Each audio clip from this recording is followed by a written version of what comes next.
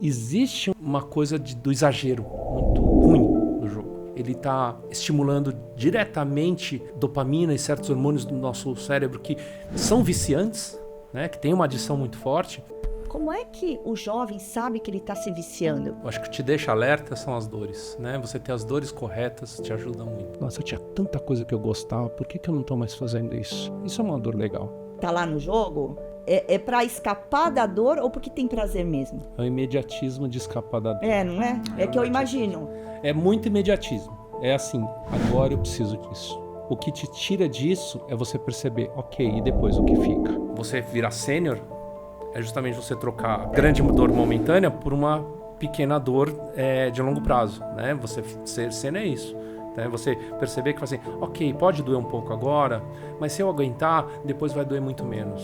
Fernando Tsukumo é um especialista em transformar vidas através do lúdico. Fundador da sua vez, ele cria experiências de aprendizado que conectam pessoas às suas habilidades e valores. Palestrante TEDx e professor em MBAs da USP EUSAC, Poli e PUC Paraná. Fernando demonstra como os jogos podem gerar impacto social, educacional e profissional. Fala que você conhece melhor uma pessoa em 1 hora de jogo do que em toda uma vida. Eu acho que o grande bônus de ser um jogo é que você está fazendo um recorte que tem uma série de analogias com a vida real, e ao fazer isso, você errando dentro do jogo, você está dentro de um ambiente seguro, onde quando você erra, você consegue tirar aprendizados para quando você tiver uma situação análoga àquela na vida real, você já teve a experiência antes. Eu acredito muito que a gente pode muito educar pelo prazer, mas assim, no final das contas, o que acaba movendo a gente de verdade são as nossas dores, né? Mas a solução no final... Como que foi o teu início com os jogos, a tua experiência? Como é que foi esse começo? Como é que você começou a se interessar por essa arte de jogar? Eu acho que você vai ouvir de qualquer um que joga, que gosta de jogo, é que isso vem de berço, isso vem de criança. No meu caso, a minha mãe, ela gostava de muito de jogos, comprava muitos jogos, tinha aquelas casas de americanos que estavam indo embora e ela gostava de ir lá e procurar um monte de coisa. Uma das coisas que ela gostava muito de comprar eram jogos que não existiam aqui no Brasil, levar lá para casa, a gente ficava brincando, né? Ela entendia isso como parte importante da minha educação. Além disso, eu fui escoteiro. E no escotismo, eu costumo dizer que o escotismo é o sistema de educação gamificada mais antigo do mundo. Né? E ele é feito justamente para que a gente possa ter uma cidadania maior, um senso de civilidade, de comunidade, de estar juntos, né? E aí tem um grupo escoteiro, que é esse grupo que chama Caramuru, que é um grupo da colônia, muito conhecido, é um dos maiores grupos escoteiros no mundo, né? Ele só perde para alguns da Ásia, assim, em matéria de tamanho. E ele é uma tradição tão forte que várias famílias com quem eu fiz escotismo até hoje estão fazendo também, né? E meu pai e minha mãe também se conheceram nesse grupo, né? Então eu sou muito filho dessa união lúdica, né, deles. É muito isso. Legal. Você pode definir para mim o que é lúdico? Ludicidade é qualquer coisa que é legal. Né? No final das contas, numa visão mais ampla, ele é qualquer coisa que é legal. Né? Então, a gente falava, poxa, eu trabalho com gamificação. E a gente falava sempre isso, gamificação. E aí a gente começou a falar, não, mas não cabe tudo em games. Não é games só que a gente quer mais coisa. E aí a gente passou a chamar isso, um grupo de colegas, a gente passou a chamar de ludificação. Né? E a ludificação, ela vem porque justamente quem está do outro lado, quem está lá tendo a experiência, não está querendo saber se é jogo ou não. Ela quer saber se é legal ou não. E essa foi a grande sacada que a gente começou a perceber e que libertou a gente do jogo. Porque o jogo é muito legal e é um baita componente dessa ludicidade. Mas, para além disso, tem muita coisa. Tem teatro, tem comida, tem culinária, tem tudo que é legal. E aí, quando a gente começa a perceber isso, você, Washington, que trabalha com Kung Fu, que tem tanto trabalhos legais, né? Que a gente chama de legal e que as pessoas gostam. Então, o que a gente está procurando, na verdade, é aquilo que a gente chama de fator uau. É aquilo que acende o LED na cabeça da gente e fala, isso é legal. Porque no final das contas, quando a gente tem essa coisa de prestar atenção, a gente rende muito mais no nosso aprendizado. Então, quem está do outro lado quer ter um fator uau. Teve o fator uau, fala, isso eu preciso prestar atenção.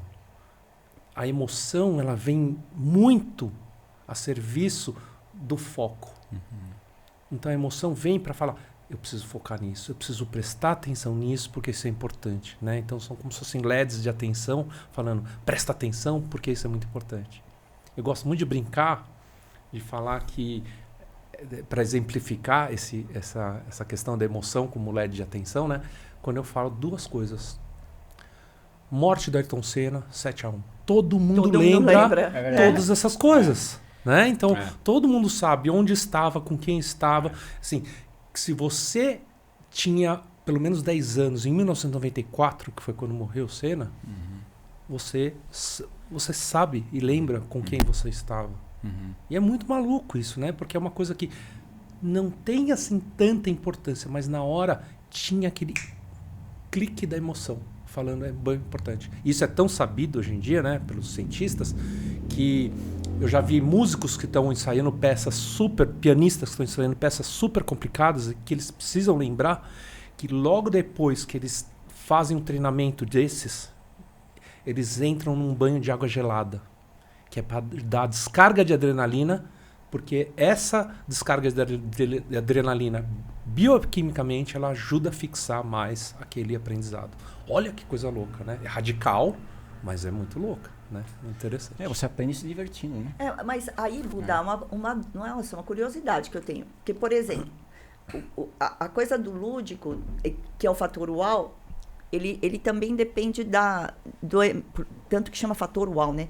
De um elemento surpresa ou de algo que é diferente, que se difere do comum, né? Agora eu fico pensando, esse músico, se toda vez ele toma banho de água gelada, se a constância, a frequência e aquilo deixa de ser prazeroso ou começa a ser uma punição, aquele sentimento de obrigação, né? E aí o lúdico cai, né? O efeito pode sair reverso, né? Eu acho que sim, mas eu entendo o que você está falando. Mas ao mesmo tempo eu lembro da frase do Nietzsche, que é quem tem um porquê aguenta qualquer como. Né? Tá bom. E aí, assim, o cara, ele tá tão focado naquela coisa, que ele vê aquilo como uma necessidade, como um percalço que ele precisa passar. Né? E então, assim, na hora que você toma a descarga de água gelada, não importa quantas vezes você já fez, você sente a adrenalina daquela descarregada. Né? Então eu acho que eu nunca fiz isso constantemente, já fiz uma vez ou outra, mas eu imagino que deva funcionar para ele deva usar isso, né? Eu acho que é muito empírico, né, de você ver se funciona ou não, né, para no final das contas. Mas eu acho que sim. Mas eu tô entendendo o outro lado. Isso é lúdico? Essa é a minha dúvida. Não, eu tô dando exemplo para falar da emoção, tá, né? Mas sim, eu acho que tem questões mais lúdicas, por exemplo, o que é o lúdico na coisa, né? Por exemplo, quando você está... eu costumo dizer que as primeiras experiências de aprendizado que a gente lembra na nossa vida, elas são lúdicas. É você plantar feijão naquele copinho que você lembra de crescendo, sabe? Todo mundo lembra dessas experiências. E você pensar nas melhores experiências que você teve, que você lembra até hoje de primário, nosso primário Fundamental 1, ginásio Fundamental 2... Muitas delas que eu lembro, que são incríveis, eram as feiras de ciência, por exemplo. Eram aquelas coisas que a gente fazia para poder... que era o flow, tinha um flow muito forte. De eu fazer aquilo que eu estava querendo fazer, curtindo, construindo e tendo aquele senso de realização. Eu que fiz isso. Né? Então, eu acho que tem esse lado, e claro, não é a única forma de provocar emoções. Eu acho que é isso que você está falando. Né? E sim, eu acho que tem outras formas, mas... Essa é a forma mais, acho que, prazerosa e mais fluida que a gente tem, né? Legal. Eu fiquei pensando aqui agora sobre como é que a gente pode transferir isso para nossas vidas, né? De fazer coisas que são sérias, importantes, com responsabilidade e se divertindo. Eu mesmo tenho uma dificuldade quando a coisa é muito séria. Eu me fecho e fico ali focado, fico sério, às vezes ranzinza. Tá. E acho que isso é a maior lição, né? E desafio de como que a gente pode trabalhar isso nos nossos ambientes. Porque você trouxe exemplo da infância, exemplo da primeira escola, onde se mistura o brincar e as responsabilidades da escola, né? Responsabilidades de estudo, de provas. Só que a gente vai crescendo e vai meio que distanciando, né? Na própria lúdico. escola se distancia, né? No sistema escolar. Não precisa nem ser Tem uma nada. frase muito cruel que fala assim, ela é muito dúbia e muito cruel. Ela fala assim, a função da escola é matar a curiosidade. E tem uma Poxa outra frase que eu acho que é do Buda. vida. Se não for, você me fala. Se não é sua. Brincadeira é coisa séria. É sua. É minha, mas no final dos contos eu me inspirei na Montessori, que ela fala isso, fala uma isso. coisa parecida, né? Brincadeira então. Fala mais. Buda, A Montessori ela fala assim que para a criança brincar é algo muito sério, né? E é isso. Eu acho que ela tem essa frase que eu acho que é maravilhosa e não é só a criança no final das contas, é para qualquer um. Isso. Experimenta você chegar no meio do jogo de alguém e interromper, fazer com que ele não tenha aquela performance que ele estava tendo antes. Isso é uma coisa que eu respeito no meu filho e que ele respeita em mim. Então, quando eu estou jogando, ele fala, desculpa, papai. E quando ele está jogando, eu falo, filho, já acabou? E eu aprendi a respeitar, porque agora ele está na fase do Fortnite. Né? Nossa, meu filho fica puto comigo, porque toda hora eu entro no quarto, vamos jantar! É isso. Agora a gente tem isso. Agora eu já vou a gente tem que pedir permissão. E é legal por causa disso, porque na hora que você começa... Uma coisa que eu tenho pregado muito para pais é que eles saibam como é que é o jogo que seu filho joga. Porque aí você consegue negociar em termos razoáveis com ele. Porque você... Eu lembro que meu pai e minha mãe chegavam e falavam assim, para já. Eu falei, mas pai, não... para já. E não podia parar, porque eu estava no meio de uma parte que era muito difícil, que eu tinha conquistado a duras penas, eu tinha muito a perder de parar aquilo. Só que aquilo só tem significado para mim, não tem significado para eles. Eu entendo porque eles falam para já. Agora, se eu entendo como é que funciona o jogo do meu filho, eu percebo, se dá para salvar no meio, eu falo assim, para já, salva. Eu posso falar isso e eu sei que ele não vai perder. Agora, se eu sei que o jogo não dá para salvar, eu falo assim, tá bom, então ó, eu sei que 10 minutos antes eu preciso avisar, eu falo, acabando esse ciclo, você acaba e vem jantar. Então são essas negociações que são muito importantes e que fazem a gente ter mais diálogo com os nossos filhos, porque a gente entende o momento lúdico deles, né? Então assim, então a gente ter esses jogos e entender como é que eles funcionam, eu acho que é fundamental para a gente ter um bom diálogo com os nossos filhos, porque eles são gamers de natureza, né? E eu acho que que você... O Toshio é um filho privilegiado, né? Vamos combinar. Que já tem um pai que é mestre de jogos, né? Que é gamer, né? E que curte também, né? Sim. Mas o que você está falando me acolhe muito. Porque eu vejo o Thiago tentando me ensinar a falar do jogo comigo. E muitas vezes a gente, ai meu Deus, ai que saco, tem que ficar, tem outras coisas para fazer, tem que ficar ouvindo jogo. E aí com a sua fala eu já vou prestar mais atenção, né? Porque no fundo ele tá querendo me educar para dizer, olha, quer dizer, a carapuça serviu, né? Quando eu digo que não dá para parar, é porque né? Tem isso aqui que tem uma consequência. Porque eu tô há 10 minutos investindo nesse jogo. Se você me mandar parar agora, eu vou perder esses 10 minutos. Né? Então isso é uma coisa muito significativa, né? E o que é legal, Má, que eu acho que você tem a ganhar, que não precisa ser só no sacrifício. Ao começar a se envolver um pouco mais com o seu jogo, ele provavelmente tem uma história, ele tem toda uma coisa. E aí você vai poder se envolver e você fala, poxa, tô curtindo acompanhar o que ele está fazendo. Pode não ser a coisa mais legal no mundo, principalmente no começo, mas aos poucos eu acho que você começa a se interessar mais e falar, poxa, é legal. Né? Tem muito uma demonização dos jogos com os filhos, não tem? Tem, eu acho que vem muito da herança da época dos cassinos que a gente tem, né? Claro que é multifatorial, mas uma das grandes partes da época dos cassinos que a gente tem, que ficou muito marcado como uma coisa ruim. A gente tem a volta dos bingos agora, que estão, enfim, sendo uma coisa que é legal. As bets que estão arrebentando com o país, né? Estão arrebentando com as pessoas. Terrível, né? E assim, então a gente tem esse lado negro aí, esse lado sinistro, né? Da coisa toda, porque no final das contas tem uma sombra muito forte que a gente pode ter de jogos, né? Eu fui vítima dessa eu mergulhei numa sombra muito forte e consegui sair, mas existe uma coisa do exagero muito ruim no jogo, né? Porque como ele está estimulando diretamente dopamina e certos hormônios do nosso cérebro que são viciantes, né, que tem uma adição muito forte, no momento que a gente não tem a reflexividade, não tem uma estrutura familiar legal, não tem... No momento que a nossa gaiola é muito apertada, a gente facilmente cai dentro daquela coisa. Né? E aí você apertando, você acha que você está ajudando e, na verdade, você está jogando para cima do lado negro da força, né? Você sabe qual que é a coisa mais interessante, Mar, nessa história toda? De eu ter tido uma adição de jogos muito forte, eu comecei a pesquisar um pouco mais nisso, né? E aí eu comecei a perceber que... E eu saí dessa adição através de jogos de tabuleiro. E aí, assim, o que foi muito interessante foi perceber que o jogo tabuleiro foi a minha ponte para vida social. Para voltar a me relacionar com as pessoas, para voltar a estar junto com as pessoas. Porque antes eu tinha uma vida social online, que não é realmente aquela vida legal. Né?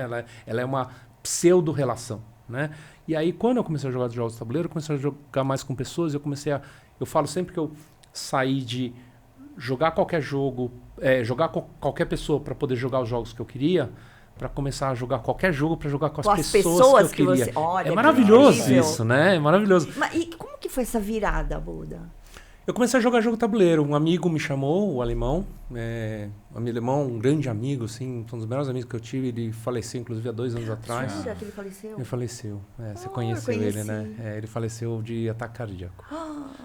Uma tristeza. Me doeu muito na época. Mas o que aconteceu é que ele me apresentou esses jogos e eu pirei na hora. Eu falei assim, nossa, isso é muito incrível, isso é muito legal, eu preciso levar isso para a sala de aula. E aí que eu comecei a levar esses jogos para a sala de aula, comecei a brincar com os alunos. Tinha várias matérias que eu ia dar que encaixava num jogo, eu falei, putz, eu vou levar esse jogo, né? E aí começou a dar muito certo. E o jogo foi minha ponte de levar para uma vida social de novo, para poder conhecer novas pessoas, para poder estar junto com as pessoas e poder me relacionar com elas. Né? Então, o que é mais louco desse processo, né? Há uns anos, 2, 3 anos atrás, a OMS adicionou os vícios de jogos. Tem um CDI? Tem um CDI. Tem um CDI, tem um código lá de doença, de condição, né? Do adição de jogos. E o que é mais interessante, eu comecei a pesquisar cada uma dessas narcóticos anônimos, jogadores anônimos, alcoólatras anônimos, né? Alcoólicos anônimos. E eu comecei a ver que todos aqueles passos que existem de recuperação da adição, né? São passos que te levam para uma vida social. O padrinho é aquele cara que te fala, vem cá, olha que vida que você está perdendo incrível aqui, porque você está com a sua adição. E a coisa mais linda do mundo, que eu acho que é a mais maravilhosa do mundo, é você perceber que não existe nada mais forte, adição mais forte, coisa mais maravilhosa do que a nossa vida social. Você estar com as pessoas, você ser humano. Isso é maravilhoso, né? Então, assim, você perceber que isso tem uma força tão grande que consegue tirar as pessoas dessa adição. E é legal porque tem um experimento que foi feito lá na final da década de 50, começo da década de 60, que chama Rat Park. Porque o que acontece? Na década de 50 eles fizeram um monte de pesquisa com heroína, com ratos trancados em gaiolas, e eles podiam se auto-administrar doses de heroína. E eles ficavam trancados nessa gaiola, eles começavam a se administrar, até o momento que eles entravam em overdose e morriam. A conclusão óbvia desse experimento é a heroína é uma droga tão nociva, mas tão viciante, que a gente precisa tirar ela, impedir que as pessoas entrem em contato com essa droga. Só que aí eles fizeram o Rat Park. O Rat Park era o parque dos ratos, né? Eles tinham toda a mesma coisa, ficavam nas gaiolas, só que a diferença qual era? Eles podiam sair dessas gaiolas e ter um parque onde eles podiam se relacionar, brincar, se relacionar e se relacionar entre si. Aí eles escolhiam não ir para a heroína para se Olha, relacionar. exatamente isso. O que eles faziam? Eles entravam em adição de heroína, porque eles tinham uma coisa de água e uma coisa de água com heroína. Um dispenser de água com heroína. E eles entravam em síndrome de abstinência autoinduzida, porque eles percebiam que aquilo não era legal para eles, e eles ficavam mal, e eles começaram a sair do vício para poder entrar e ficar junto com a sociedade dos ratos dele. Olha! A conclusão mais óbvia desse experimento é que no final das contas, não é heroína, mas é o tamanho da sua gaiola. É emocionante você ver isso, Total. né? Então, e assim, é lindo esse experimento. E olha, eu fico imaginando que eu tenho um filho adolescente, quantas mães de adolescente que ficam desesperadas que o filho não sai do quarto. Exato. Então, meu filho teve um episódio de depressão e a desesperadora impotência que a gente sente quando você pergunta para um jovem, né? O que você quer fazer para fora daqui? Não, eu não quero sair daqui. Exato. Né? Qual que é o seu sonho? Não tenho sonho. É desesperador. Exatamente. Né? E quando hoje, né, ele sai com os amigos, marca o cinema, né? É um alívio, né? Saber que ele está vendo fora, né, da gaiola, que vale a pena se relacionar com as pessoas, com todas as complexidades e desafios que existem no relacionamento, que também não é fácil, né? Ainda mais para o adolescente, que ainda está tentando se afirmar, então tem toda uma questão da formação né, da personalidade e tal. Ter essa coragem, né, de querer ir para esse lugar, ao invés de ficar no seguro da gaiola, né? Eu acho que a palavra é coragem, Má, porque realmente não é fácil, sabe? Eu acho que, no final das contas, só que é uma coragem de que ela tem vários benefícios e é isso que é o legal, né? Então, a gente perceber que existe um mundo lá fora e que a gente pode... Porque, no final das contas, tem uma série de coisas dentro do jogo que ele está encontrando, que as pessoas estão encontrando, que eu encontrei, e que eram muito prazerosas, né? Então, assim, eu fazendo terapia, eu me dei conta que todos os momentos onde eu acabava jogando mais eram momentos muito difíceis da minha vida. Eram momentos, assim, foi um momento quando eu mudei para Campinas, que eu não tinha mais os amigos que eu tinha quando eu estudava em São Carlos. Foi um momento que por exemplo, agora que eu tô com meu pai que tá com câncer e eu tô com super dificuldade de dar, eu percebo que eu tô indo mais pro jogo, só que eu percebo isso, eu falo assim, ok, eu posso me dar esse luxo, sabe? Eu só preciso regular e ficar atento para que isso não se torne uma adição de verdade, né? Então, eu acho que tem muito dessa questão de você entender e ter essa reflexividade que está sempre junto com você, para você tomar cuidado e falar, olha, será que é isso mesmo que você quer? O que você está ganhando? O que você está perdendo? E pronto. Eu acho que é isso. Você quer perguntar? Não, pode perguntar. Você trouxe um ponto importante, né? De ter... você disse assim, agora que eu estou fazendo terapia, que eu percebi, não é? Sim. Que o jogo pode fazer parte da minha vida de um jeito bom. Sim. Mas o jovem, né, por exemplo... a gente estava conversando antes de entrar aqui pro podcast e o Gosta falou, pô, mas como é que o jovem sabe que ele está se viciando? Porque, não é verdade? Porque a gente conversa, né? Às vezes quando eu fico preocupado, eu falo assim, será que você não está ficando muito viciado nesses jogos? Que referências ele tem para ele perceber o limite que ele está investindo de tempo? É muito difícil, porque eu acho que isso vem da dor de experiência de vida. Né? Eu acho que te deixa alerta são as dores, né? Você ter as dores corretas te ajuda muito. A minha dor correta é justamente ter chegado nesse fundo de poço, né? Então, para quem é muito jovem, é muito difícil perceber isso, né? Porque tá tudo bem. É a fala de todo viciado, né? Todo adito que não, tá tudo bem, eu consigo controlar isso, né? Eu acho que talvez o que possa ajudar muito, é uma coisa que eu não tinha na época, é a reflexividade mesmo, sabe? Então, de falar, olha, que vida legal que você pode ter, né? E trazer essa coisa do agradecimento, de você ser grato pelas coisas, de poder estar indo em lugares legais, e para que a pessoa possa, no momento que ela está num fundo de poço desse, ela percebe, nossa, tinha tanta coisa que eu gostava, por que eu não estou mais fazendo isso? Isso é uma dor legal, né? Então, eu acredito muito que a gente pode muito educar pelo prazer, mas assim, no final das contas, o que acaba movendo a gente de verdade são as nossas dores, né? Mas a solução, no final, tá no prazer, né? Tá. No lúdico. Só que esse contraste entre aspas, o prazer do vício, porque, na verdade... Não sei se... Aí você me diz se essa experiência acolhe você. Você quando tá lá no jogo, é para escapar da dor ou porque tem prazer mesmo? É o imediatismo de escapar da dor. Não é? É É o que eu imediatismo. imagino. É muito imediatismo. É assim, agora eu preciso disso.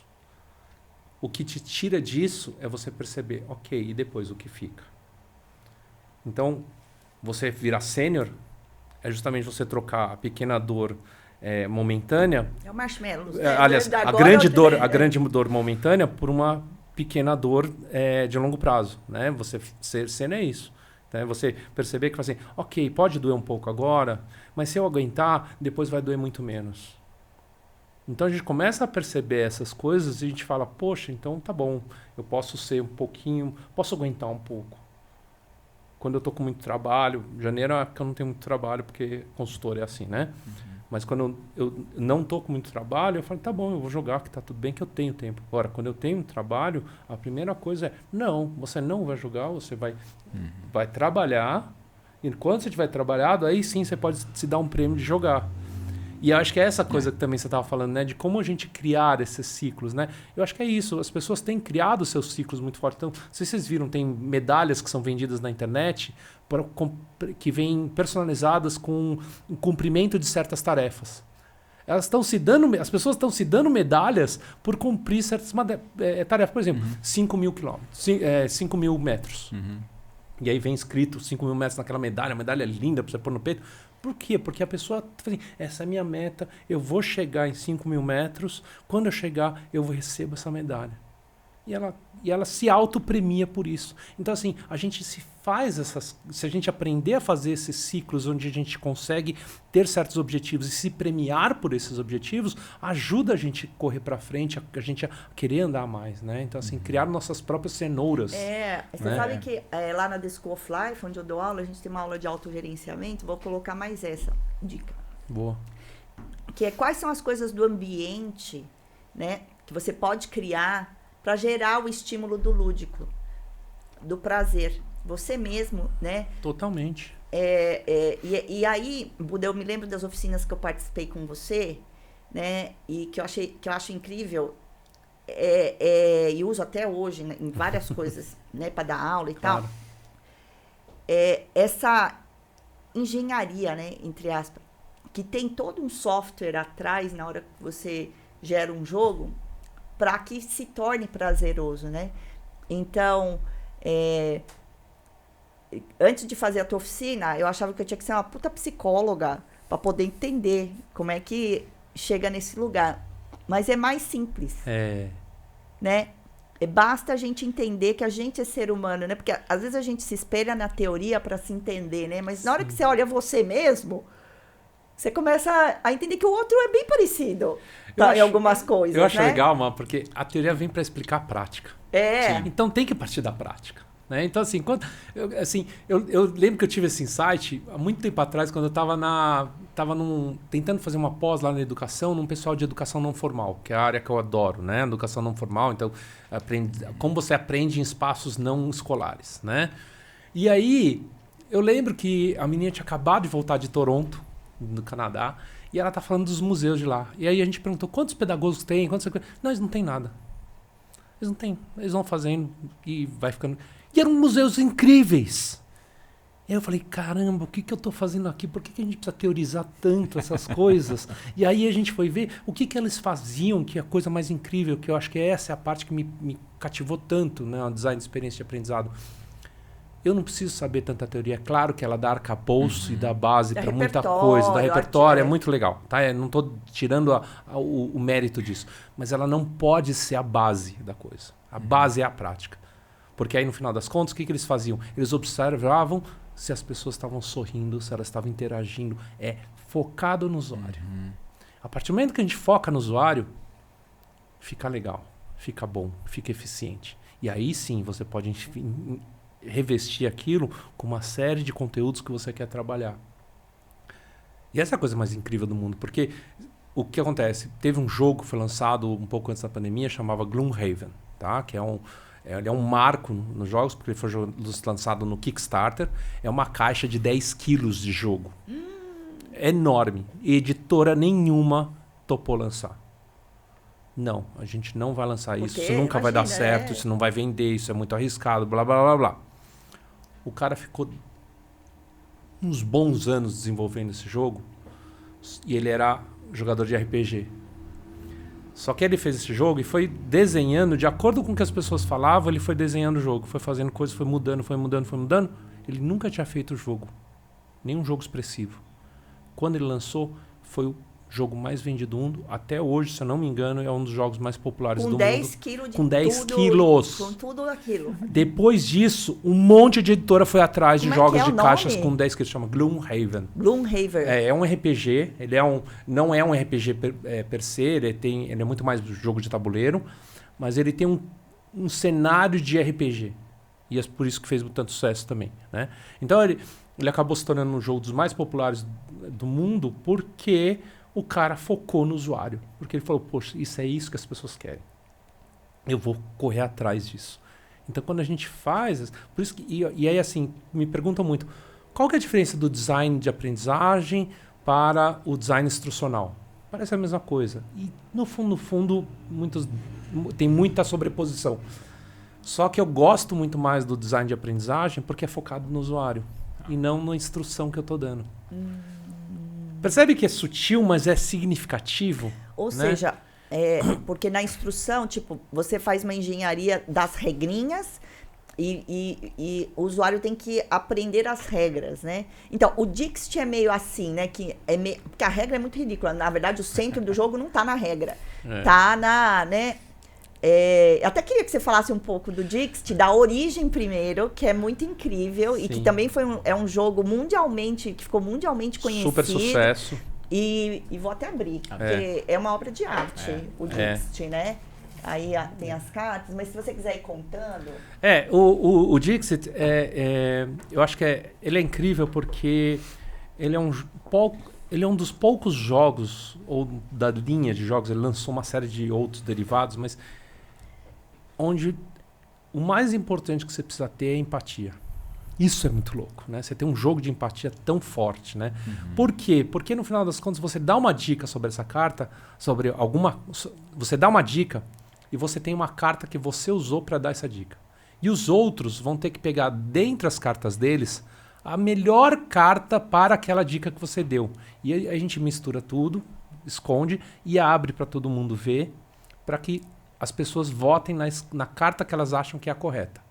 E como todos os outros estão tentando também ganhar votos, vira uma brincadeira super legal que você precisa adivinhar qual é a carta. E você precisa certa, torcer para que o outro acerte. Exato. Então, assim, o que você tem que fazer? Você tem que fazer que os outros escolham a sua carta. Então, para fazer isso, você precisa ser empático. Você precisa ser absolutamente empático. Tanto é que ele sofre ele tem um glitchzinho, ele tem um probleminha esse jogo, que é o seguinte, que a gente chama de efeito namorada. Se eu dou uma dica que só minha namorada entende, eu consigo ir muito bem, porque na verdade você não pode ter todo mundo acertando, nem ninguém acertando, né? Mas tendo pelo menos um... Tendo pelo menos um, que é a pontuação ideal que você precisa ter, né? Você se dá bem. Então você fala uma coisa que só a sua namorada entendeu. E aí ela vai saber por que aquela carta, então, enquanto ninguém mais vai acertar. Os psicólogos chamam isso de empatia seletiva. Né? Exatamente, né? Então, assim, é um jogo que eu acho incrível. É engraçado porque existe uma piada interna dizendo que a ilustradora, ela toma uma dose de LSD antes de fazer os desenhos, porque eles são todos muito psicodélicos. E é muito psicodélico no sentido de que eles são pegos lá no fundo da psique humana mesmo. No sonho, né? Nasceu no sonho. Exato, parecem cartas de sonhos, né? Que você está tendo, porque eles são todos um pouquinho loucos, né? Tem um quê de idiosincrasias lá dentro, mas ao mesmo tempo eles fazem sentido para muita gente. Então, porque eu ouvi dizer que nasceu de um psiquiatra, né? Não sabia. Que nasceu de um psiquiatra que tratava crianças e ele pedia para as crianças desenharem os sonhos. Olha. E aí, no conteúdo dele, de tratar essas crianças através dos sonhos, ele viu um potencial incrível, né? E aí, ele criou esse jogo. Faz e sentido. aí, parece que ele ganhou do mundo, né? Deve ter alguma competição Ele aí, ganhou, 2011, acho. Ele ganhou, se eu não me engano, ele ganhou o Oscar dos jogos de tabuleiro, que chama Spiel des Jahres, que é o Oscar alemão de jogos, né? E sim, ele foi super premiado, né? E tanto é que ele teve vários spin-offs, assim, ele teve vários derivados que apareceram. Eu uso feitos em essas cima cartas disso. no coaching, nas mentorias. Já usei também. Né? Porque revela aquilo que a pessoa mesmo tá com dificuldade de expressar, de falar, não tem coragem de falar. E não é que ela não tem coragem, às vezes ele traz a sugestão. Que não é você falando para a pessoa, mas você sugere um monte de coisa. Você olhando para uma carta dessa, vai ter muitas mil ideias. Só que cada pessoa, de acordo com a sua história, vai ter uma ideia diferente. Então é isso que é tão incrível, né? Porque você olha para essa carta, eu falo assim, isso aqui quer dizer... quando eu olho isso aqui, eu lembro de viagens espaciais, explorações. Quem olhar isso aqui vai lembrar, eu vou lembrar de uma história que eu li... que era sobre Júlio Verne, por exemplo. Tá bom? E tudo bem, não tem errado, né? Cada um tem a sua história e cada um vai falar uma coisa diferente. Então, assim, eu acho que é isso que é tão legal. O Márcio Balas, né? Que é amigo, que esse jogo é o jogo preferido dele. Ele tem uma última rodada, quando jogam com os amigos, que fala assim, quem sou eu? Cada um escolhe uma carta sua, que tem a ver com você, coloca na mesa. E aí todo mundo... E aí todo mundo tem que adivinhar quem é a pessoa de cada uma das cartas. Que legal. É muito legal, vamos adotar né? isso, porque a gente joga pra caramba, eu disse. É mesmo? De voltar, né? Super. Nossa, eu tenho... Quantas caixas? Várias edições. Várias edições. Ótimo. E a gente nem, né, às vezes nem usa o tabuleirozinho lá e a gente brinca. É isso. Porque eu acho que é isso, ele traz esse repertório de sugestões para você poder fazer. E eu uso também, com aquele diagrama de Venn, que é aquilo que o mundo quer pagar para você fazer, aquilo que você faz bem, aquilo que você gosta de fazer, aquilo que o mundo precisa, né? E aí eu pego uma carta para cada, e aí depois eu falo, o que tem em comum entre essas 4 coisas? Aí a pessoa fala, nossa, descobri o que é, né? Então já umas 2, 3 vezes as pessoas vieram... Tem aquele insight, né? Nossa, aquela você me ajudou demais, foi incrível, né? Então, essa sugestão é muito forte. E aí... O que é muito louco, Mai, eu sou uma pessoa super assim, às vezes é pouco metafísica, você me conhece, né? Eu sou um pouquíssimo metafísico. Mas eu acredito muito que se a coisa funciona para a pessoa, tá tudo certo e é ótimo, né? E o que é legal é que foi usando o Dix e brincando com o Dix que eu entendi o que é o tarô. Eu achei a minha explicação pro tarô, não a explicação de todo mundo, mas a minha explicação pro tarô é esse poder de sugestão que ele tem, que é muito forte, para as pessoas poderem entender. Nossa, ela puxou uma coisa lá do fundo que estava dormente, né? Dormente e trouxe uma lente. É esse poder da lente, né? O poder da lente, do foco, da profundidade, falar, caramba. Né? Aquele momento uau que você tem, que você fala, nossa, agora eu entendi, né? Então é isso, né? Ele vem porque ele se trouxe um foco muito forte sobre alguma coisa. Muito legal. E aí eu fiquei pensando aqui, a dinâmica dos jogos, ela pode ser utilizada ou é utilizada para revelar os nossos comportamentos? Total. Quando eu dou treinamento com jogos, é muito comum ter gente que fica incomodada com uma coisa ou outra. E aí eu sempre falo, jogo é um espelho. E a pergunta é, o que você viu nesse espelho que você não gostou? Né? E aí eu acho que é legal a gente perceber, porque a feição das pessoas nessa hora muda. Porque ela fala, nossa, não estou gostando desse jogo. Aí você fala, o jogo é um espelho. A pessoa fala assim, nossa. E aí você ajuda ela a ter insights sobre ela própria. Né? Se eu não me engano é o Sócrates, não sei se é o Sócrates, o Platão ou Aristóteles, mas um dos 3 fala que você conhece melhor uma pessoa em 1 hora de jogo do que em toda uma vida.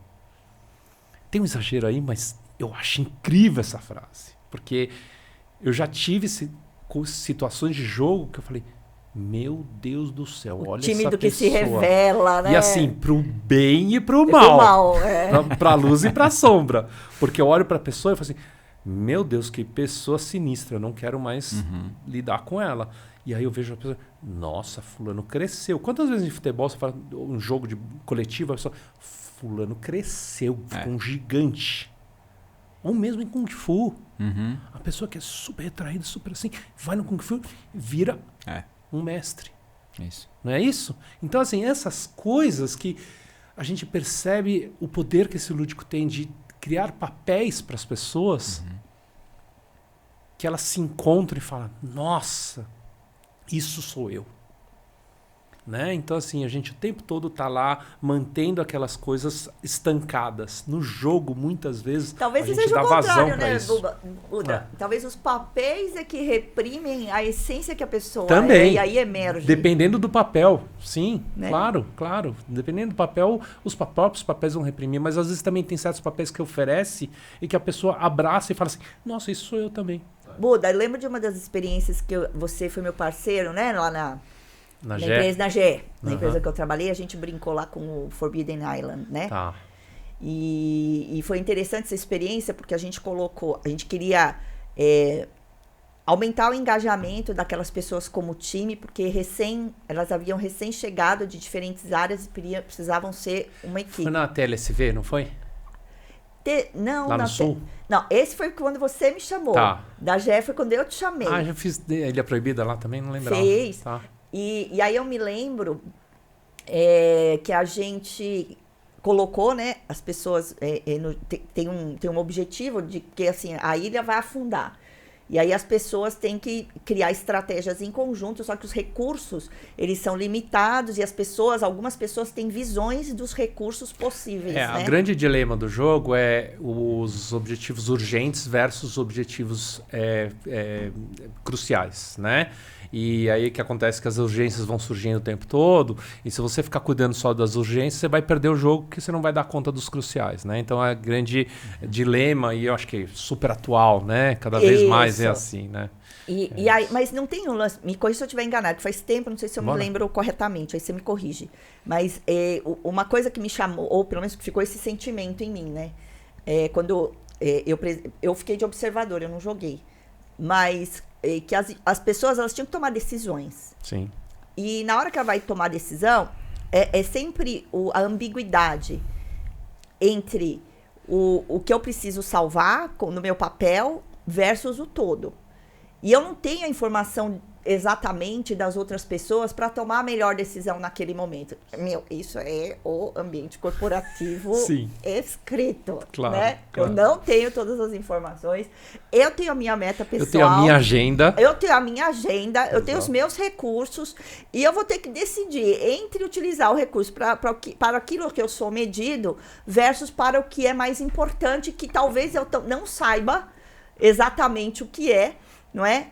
E as empresas têm esse grande esforço de o mais claro possível deixar o que é mais importante. Então, tem todo agora esse lance do propósito da empresa, né? Que a meta é só um desdobramento, uma tentativa de entregar o melhor do propósito e não é a meta em si, né?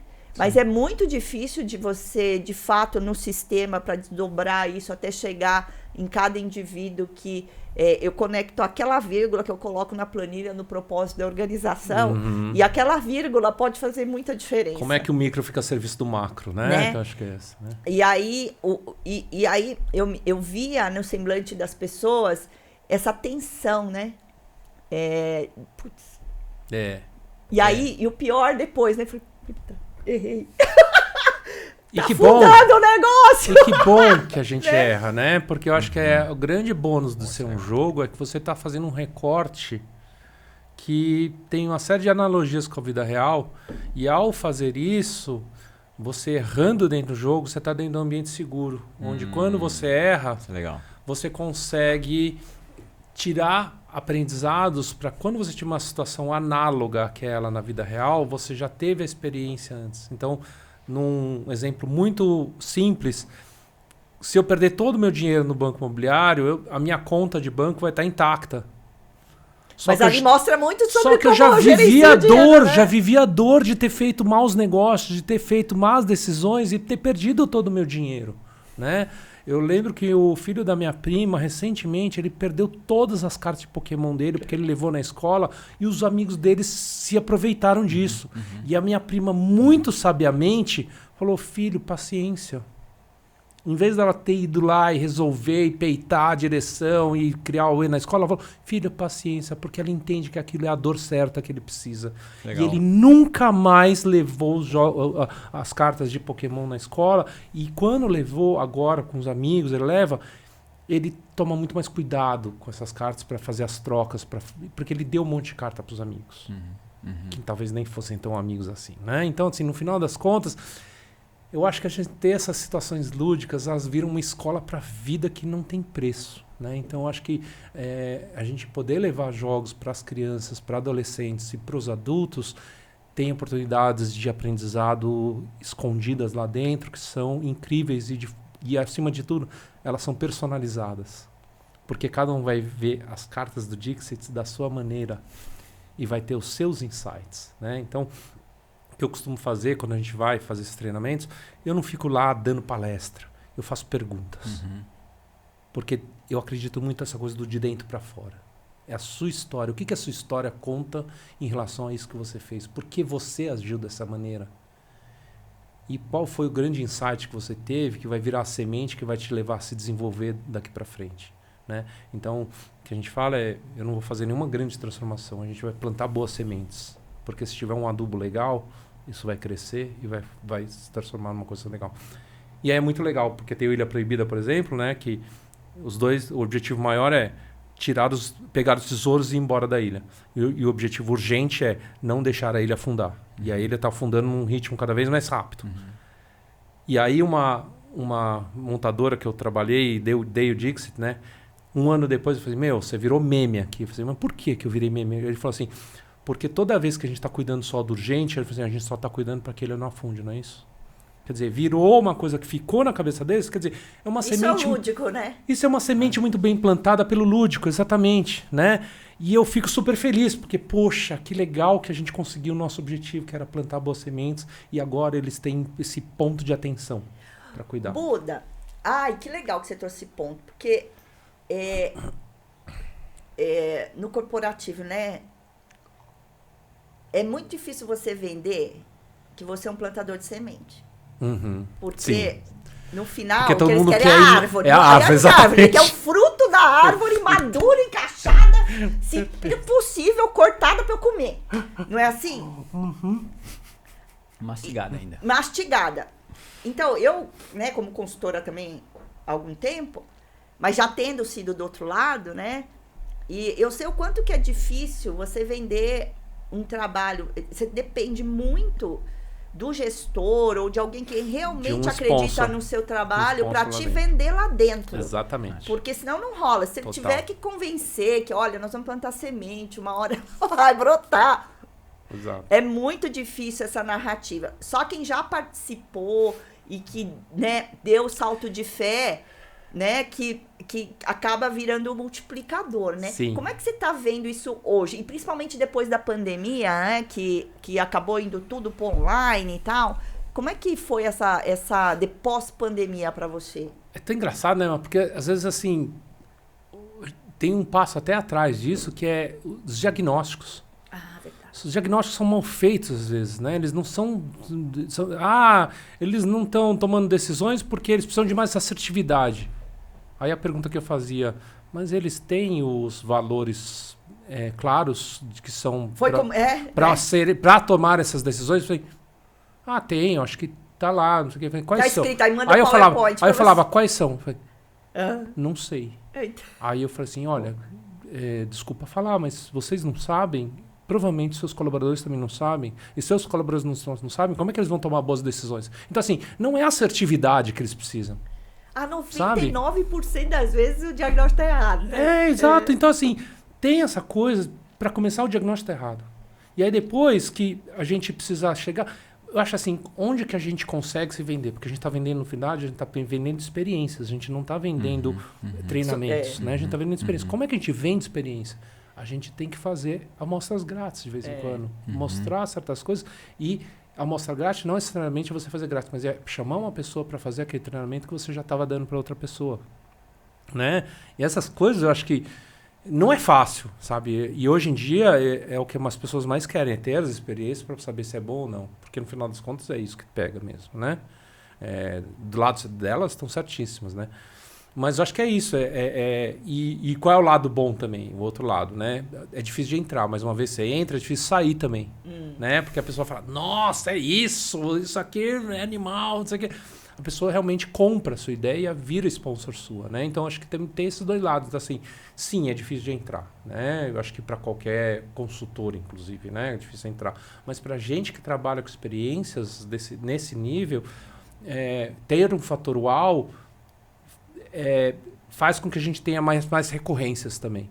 Eu acho que isso é importante, né? Então, poder ter recorrências e assim, eu tenho alguns clientes fiéis que me chamam sempre, e isso é ótimo, né? Essa parte que me ajuda muito, né? Então... Legal.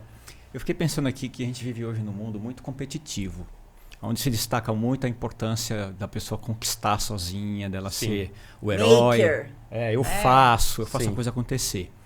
Por outro lado, a gente observa que aqueles que conseguem trabalhar em grupos, com colaboração, eles têm uma tendência de criar projetos que ampliam, né? Que tem uma tendência de ir mais longe com esses projetos. Sim. Os jogos contribuem para o trabalho colaborativo? Os jogos contribuem para aquilo que a gente quer, Tá. né?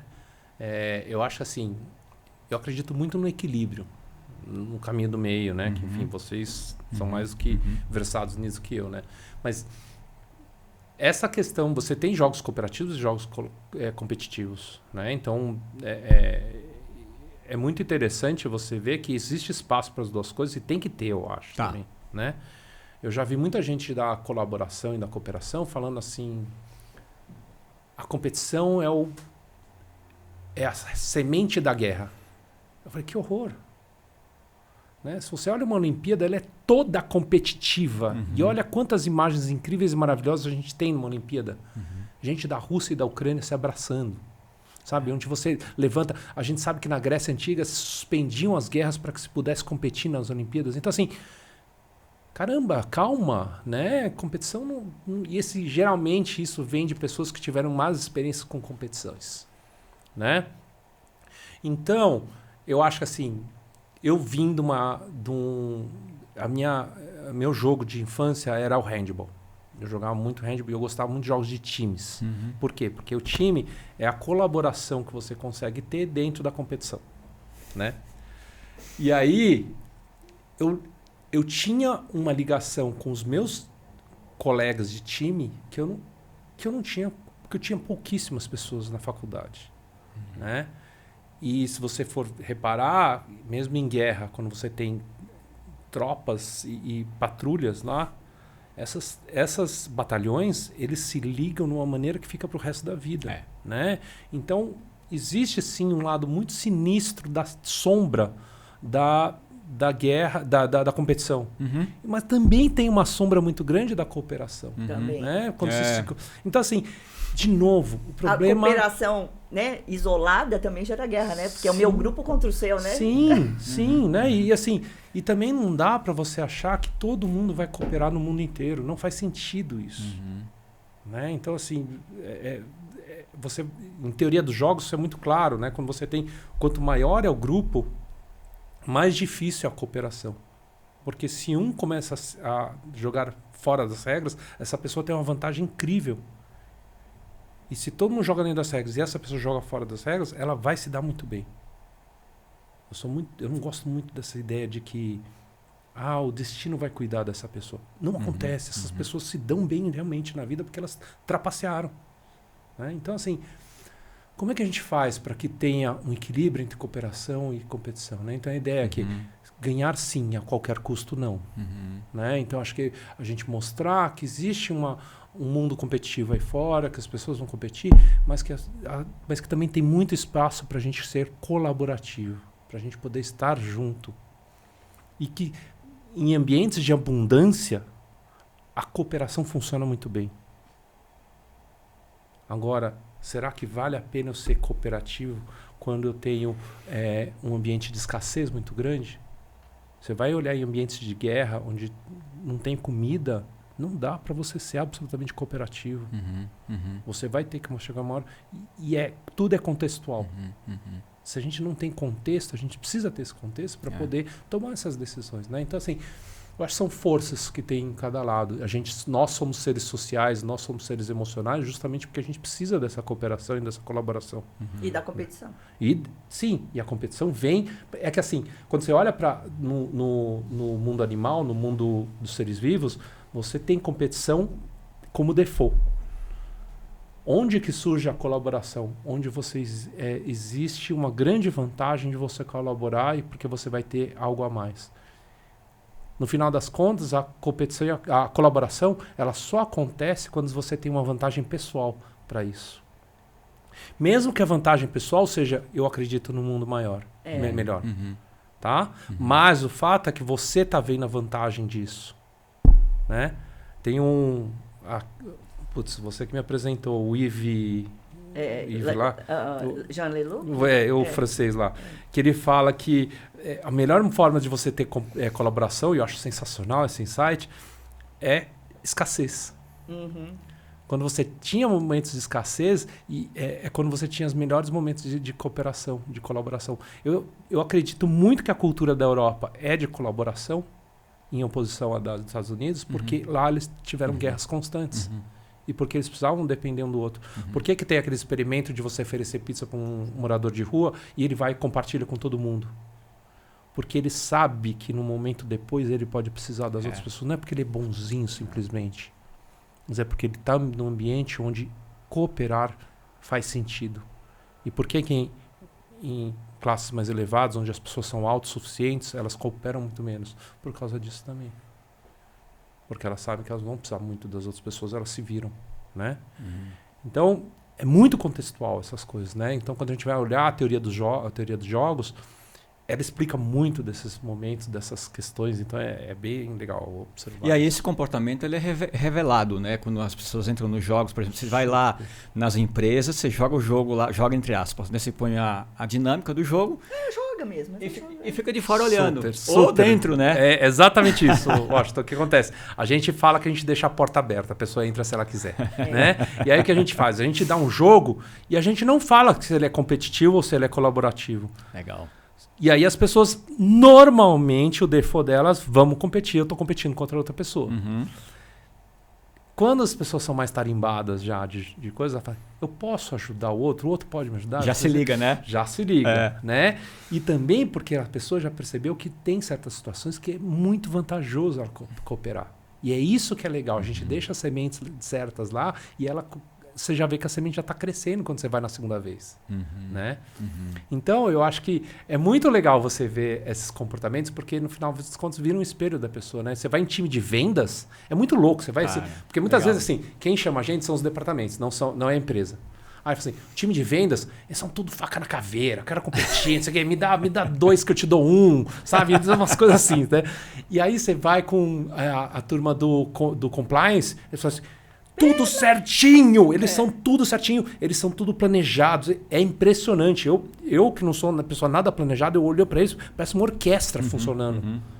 Eles têm as suas sombras também, que eles, assim, eles não conseguem ver um objetivo lá no fundo, às vezes, eles têm uma série de coisas.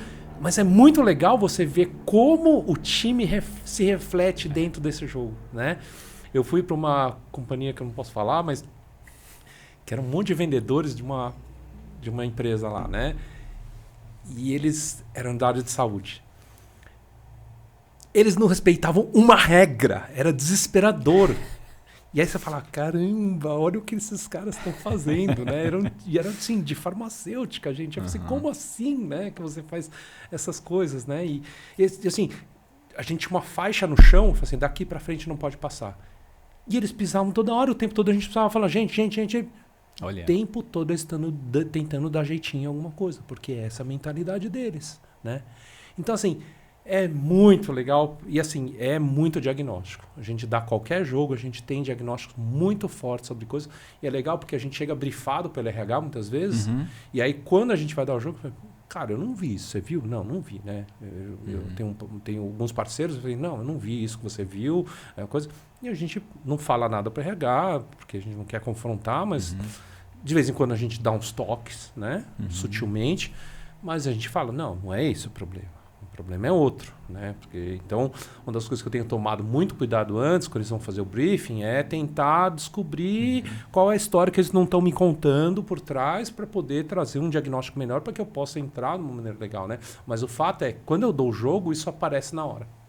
E aí eu consigo me ajustar para poder fazer o que seria mais legal na hora, né?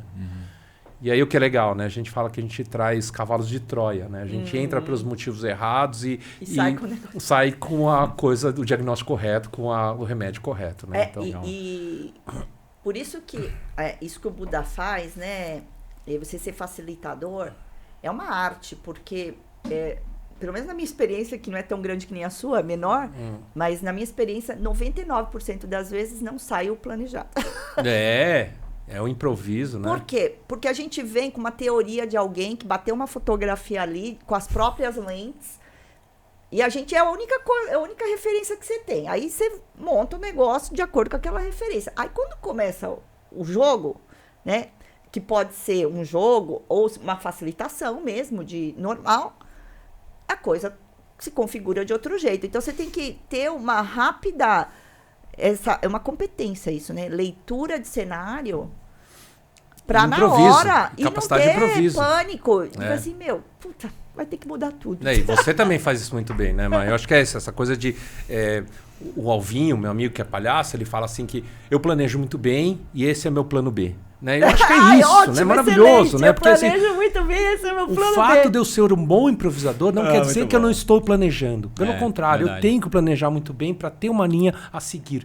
Mas eu não posso usar aquilo como camisa de força. Eu preciso estar preparado para desviar do caminho e falar, cara, não, isso aqui não é o melhor para eles agora. O melhor é a gente seguir para cá. E a gente faz isso sem grandes pesos na consciência.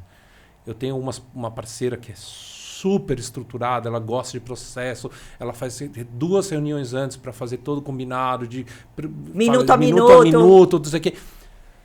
Na hora que o presidente com quem ela combinou que ele ia falar meia hora, ele fala 15 minutos ou fala 45 minutos, ela fala assim, ela vem para mim e fala assim, ferrou. Ele quebrou o cronograma. A gente vai ter que improvisar, não sei o quê, ela fica toda nervosa. Eu falo assim, relaxa. Vai dar tudo certo, né? E é isso, né? Então, assim, a gente se une muito bem por causa disso, porque ela me traz uma estrutura que muitas vezes me falta, né? Uma coisa de ter um planejamento mais detalhado, né? Que eu não faço tanto assim. Eu faço um detalhe, mas não faço com tantos detalhes, né? E eu também trago essa parte do improviso que é legal e que é importante. Né? Deixa eu pegar um gancho do que ele falou, que ele criou uma coisa muito legal, que é o grupo dos ludificadores. Do clube. Do clube, né? Clube dos ludificadores. Clube dos ludificadores. Que o símbolo é um liquidificador, não é isso? Isso, com uma lâmpada. Com uma lâmpada. Porque ludificador é meio que um troca-letra com o liquidificador, né? Ludificador com liquidificador, né? E que tem um simbolismo de realmente jogar tudo lá dentro e sair um negócio muito legal. Muito bom. Exatamente. Gente, né? Exatamente.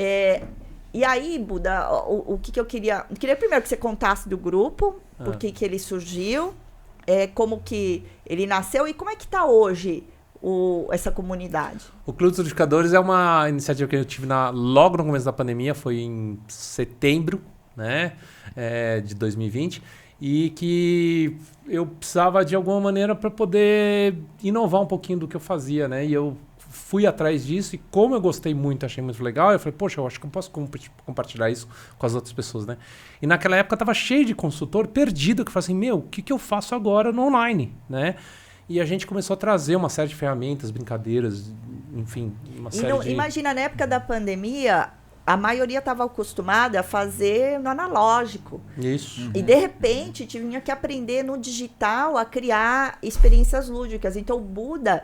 Inclusive para nego grande. Hoje, um dos que foi seu aluno, que foi meu estagiário, eu tenho o maior orgulho de falar, é o Fábio Sacoman. Tá. Você lembra do Fábio? Sim, ele é lembro. VP de Learning Experience na Expedia. Orgulho.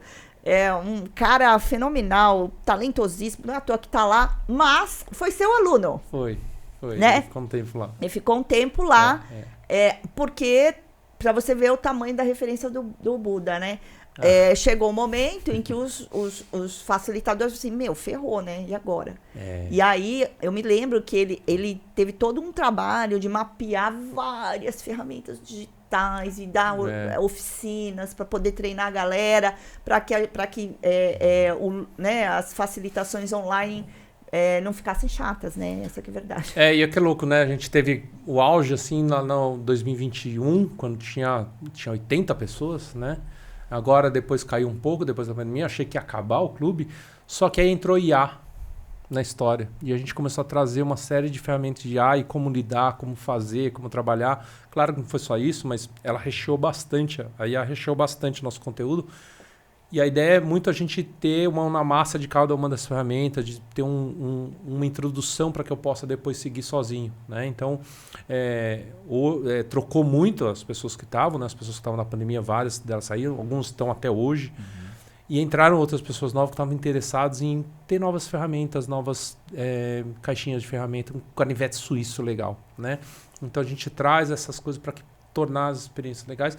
E a gente agora parou de focar só no online, a gente tem também certas coisas que a gente traz que também podem ser usadas no presencial, porque a maioria voltou realmente para o presencial, que é muito legal, né? E a gente está falando do consultor, mas na verdade, a gente já falou da possibilidade de utilizar esse tipo de conhecimento para os nossos desafios de procrastinação, Total. de como que você torna lúdico e em vez da procrastinação ser um desafio pesado, que você tem que ir na terapia, deixa eu criar um jogo para mim aqui, né? Ou até buscar aplicativos, hoje tem tantos, que nem eu posterguei estudar japonês depois que eu descobri o Duolingo, meu filho, eu sou uma viciada no Duolingo, né? E eu sou, bom, você já sabe, né? Eu sou competitiva pra caramba. Sim. Se eu não tô no primeiro da liga, eu não sossego. O Duolingo, ele é responsável por mais da metade do market share de língua online de aplicativo, né? Olha, então, assim, ele é um benchmark, assim, é o maior benchmark de ensino de idiomas gamificados. E ele é um competitivo que é com você, não é que você tá ferrando o outro. Você é pontuado por fazer lição.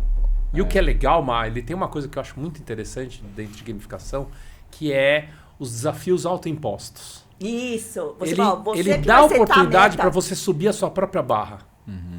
Isso é sensacional, né? De você falar assim, não, tá bom, mas eu quero mais. E aí você vai, sobe a barra, e aí você fala, agora eu vou seguir isso. Quer dizer, não é ninguém que tá falando, vai lá e faz mais. Não, é você mesmo, né? Então a gente quer esses desafios, a gente tem vontade de ser desafiado. Então, assim, essas coisas eu acho que são muito legais. Então, assim, uma das coisas que a gente traz muito para jogos dentro das empresas é a gente fala, e aí, querem levantar a barra? As pessoas acabaram de ganhar a primeira fase do jogo. Eu falei, querem levantar a barra? Eu falei, queremos! Quer dizer, elas vêm sangue no olho, né? Então, é isso, a gente trazer esses desafios, porque no final das contas, se ficar muito longe, a gente se desestimula porque não é impossível. Se ficar muito perto, não, tá muito fácil, não vale a pena. Então, tem uma zona média lá, que inclusive em pedagogia a gente chama de zona proximal de desenvolvimento, né? Que é o Vygotsky, que trouxe isso, que é maravilhoso.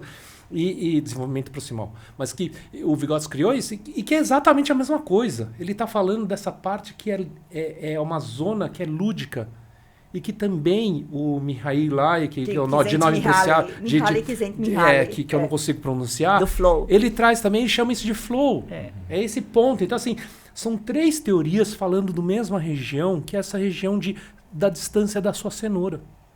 Então você gosta daquilo, você se autoimpõe isso. Poxa, é maravilhoso isso, né? Então, porque no final das contas, é a liberdade que você tem para ser melhor, para querer ser melhor. Né? É lindo isso. É muito incrível. Muito no coach a gente trabalha muito com esse conceito de peak performance, né? O que é? Às vezes você é muito bom numa área, na vida, e você tem a competência, só que você nunca você teve a sacada de transportar isso, por exemplo, para o seu contexto profissional. Então, para mim, por exemplo, o Duolingo é um excelente peak performer para você fazer um paralelo para procrastinação. Né? Porque, você pega um livro para estudar, né? É muito chato. Sim. Agora, por que então, o que nessa experiência eu tive que fez com que eu estudasse tão rápido? A minha meta do mês, no dia 10 eu terminei. Então, como? E aí, você ter essa autorreflexão e usar dessa fórmula em outras áreas. E você mesmo criar seu jogo para que você torne prazeroso fazer isso. Já vai ser mais um tema do autogerenciamento, que eu já vou usar, mais essa dica. Escolhe um jogo, né? Escolhe um jogo de aplicativo. Eu vou sugerir o Duolingo, porque aí você mata 2 coelhos com uma palavra só. Você aprende uma língua e ter o olhar para não só olhar o objetivo do jogo, que é aprender a língua, mas de como você se moveu mais por causa do jogo. O que ele te deu que fez você se mover mais? Perfeito. Né? Eu acho que esse insight poucas pessoas têm na hora que olham o jogo. Né? O próprio Pomodoro, você sabe do Pomodoro. Né? O Pomodoro é um pouco disso, né? Você cria ciclos de meia hora, de 20 minutos para você fazer alguma coisa. Acabou aqueles 20 minutos, você se dá um prêmio. Se dá um pequeno prêmio, né? E eu falo isso pro meu filho Toshio, né? E a gente tá numa epopeia lá de limpar a sala, porque a sala tá tomada com coisas dele, que ele vai ganhando, vai acumulando. Criança ganha muito brinquedo, né? E vai acumulando na sala, e a sala tá simplesmente tomada pelas coisas dele. E eu combinei com ele que essas férias ele vai limpar aquilo. Ele viu aquilo e falou, nossa, tudo aquilo, papai, tudo aquilo. Calma, a gente vai quebrar em pedaços, a gente vai dar tudo. Então essa foi a primeira gamificação dele. Pega o grande objetivo, quebra em pequenos pedaços. E aí o que aconteceu? Limpa agora esse puff. Hoje você vai limpar esse puff. Aí ele falou, nossa papai, 15 minutos eu terminei. Você tá vendo? Não é tão assim. Assim, amanhã você vai limpar em cima desse sapateiro. Ele, beleza. Limpou. Hoje, que prêmio que você dá? Ele se dá o prêmio de ter a satisfação de ter a sala arrumada. E aí o que acontece? Hoje ele está fazendo uma coisa um pouco mais trabalhosa, que é a maior pilha que tem lá na sala, né? De arrumar as coisas. E eu falei assim, você ficou 3 dias sem arrumar nada porque você pediu, agora você vai arrumar. Ele foi com um bico desse tamanho para fazer. No final ele subiu com as coisas, pegou, tava carregando, tava na labuta lá. E eu falei, vem cá, deixa eu te dar um abraço. Dei um abraço nele, ele ficou feliz, não sei o quê. Aí eu falei, eu acho que tá doendo um pouco a minha barriga. Ele tava pedindo um carinho, né? Tá doendo um pouco a minha barriga. Eu falei assim, o que é? Por quê? O que você acha? Acho que é fome. Eu falei, você quer um hambúrguer? Fiz hambúrguer às 10 horas da manhã. Você quer um hambúrguer? Era 9h30 da manhã. Eu falei, você quer um hambúrguer? Eu falei, eu quero. Eu falei, então tá, vamos lá, vou fazer um hambúrguer pra você. Ele comeu, ficou super feliz. Quer dizer, são essas coisas pequenas, sabe? Porque eu tento não premiar demais quando ele tá fazendo a obrigação dele. Então esse era o meu medo. Pô, é obrigação, você vai premiar. Exato. Então assim, eu tento não premiar demais. Mas, assim, porque ele tava fazendo aquilo e tava vendo já a coisa, eu ofereci isso, que eu falei assim, poxa, você tá fazendo isso tão bem, vamos lá, que eu acho que tá merecendo um hambúrguer, vamos lá. E aí ele curtiu fazer, e ele falou, ele foi agora no parque, né? Quando ele voltar, eu falei assim, quando eu voltar, eu vou continuar arrumando, papai. Eu falei, ótimo, é isso aí, sabe? Então, assim, que legal, né? Então, eu acho que a gente se criar esses ciclos é muito importante. Por exemplo, você tá lendo um livro que é muito chato, estabelece, quando eu chegar na página tal, eu vou fazer alguma coisa legal para mim. Quando eu chegar na fase de Natal, eu vou fazer uma coisa legal. Se compra alguma coisa que você não tava que você estava procrastinando, que você não, isso é porque é muito caro. Se dê prêmios. Sabe, você se dá esses pequenos prêmios, é sua obrigação. Mas quem disse que você não pode ganhar coisa legal porque você está fazendo sua obrigação? Quantas vezes você já não terminou um baita num negócio no seu trabalho e você saiu para jantar para comemorar? Ótimo. Então vamos comemorar. É isso. Não são subornos. São comemorações, são celebrações daquilo que é seu sucesso. E é isso. Então, isso é um jeito muito mais legal do que você se explicar, né? Que nem na Força do Hábito, o ciclo da recompensa, de não sei o que lá, não é isso? Sim. É a parte teórica. Que é a parte teórica. Mas que sim. Que é verdade, é isso mesmo. Dá arcabouço para tudo isso, né? Mas eu acho que são as duas coisas, né? Então, assim, um complementa o outro, né? É isso. Não é?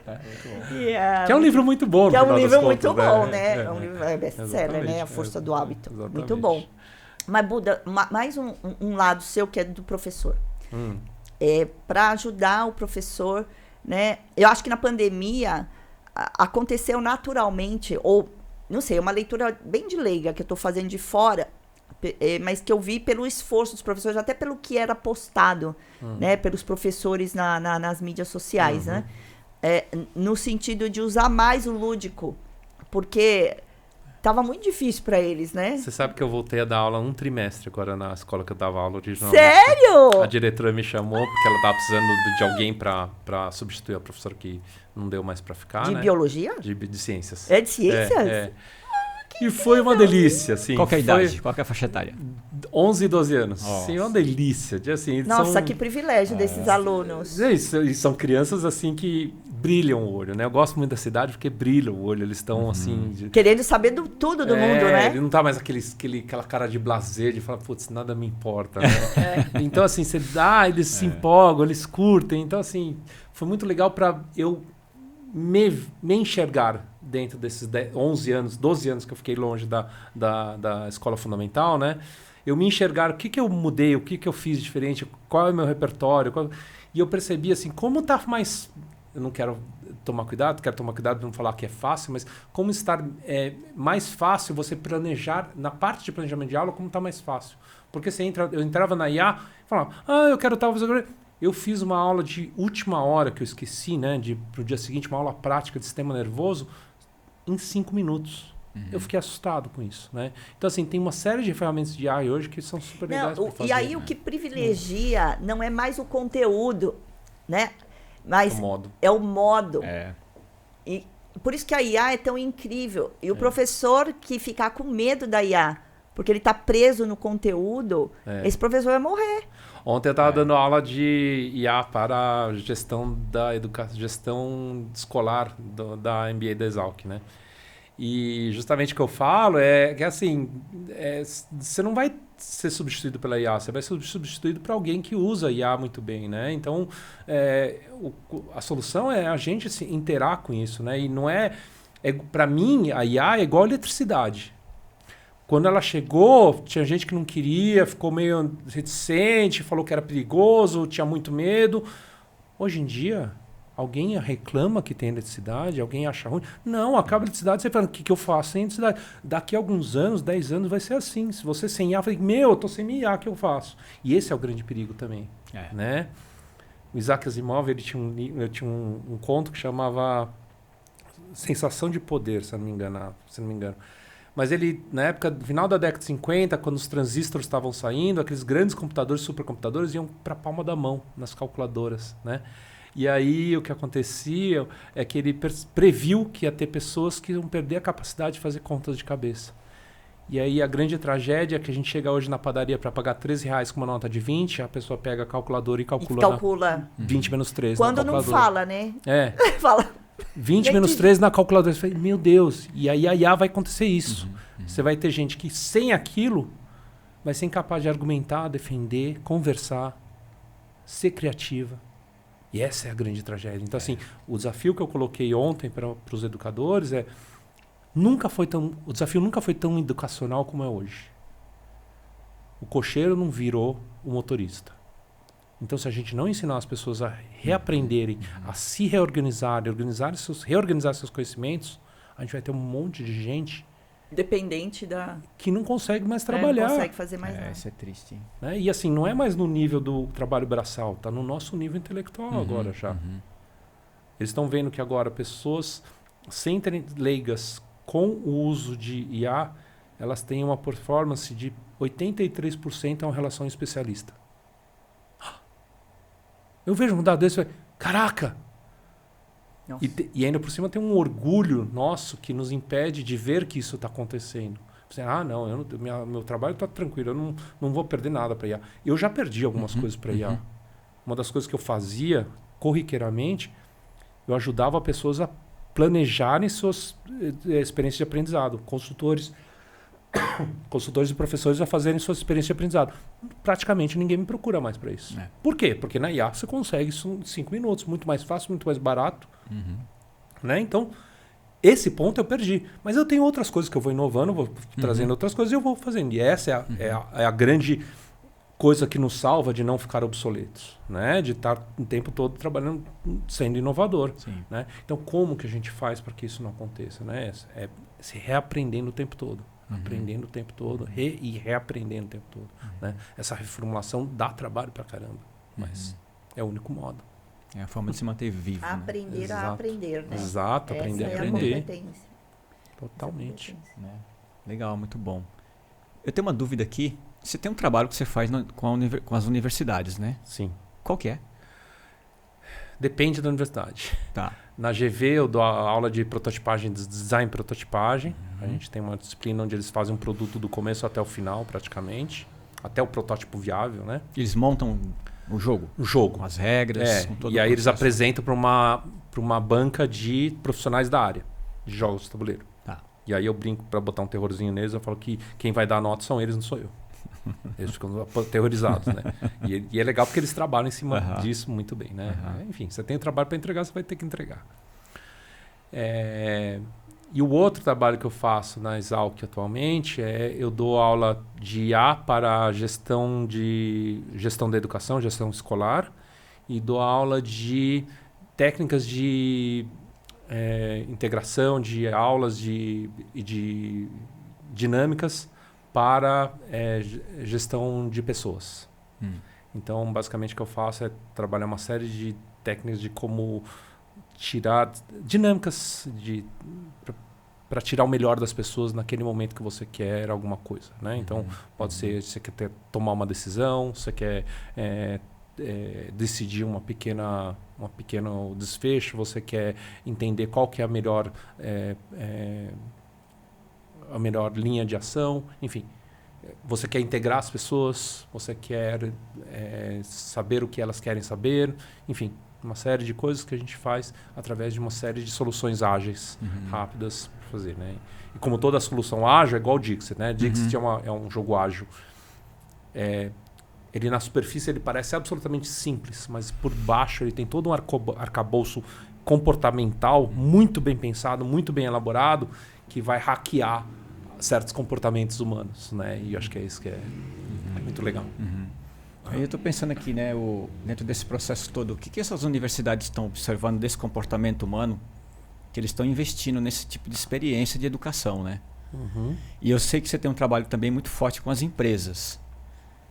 Você consegue perceber essa linha de convergência da necessidade do mundo aqui que a gente tem e como que as universidades têm feito essa avaliação para desenvolver cada vez mais experiências que levam as pessoas para esse mercado, para esse mundo, né?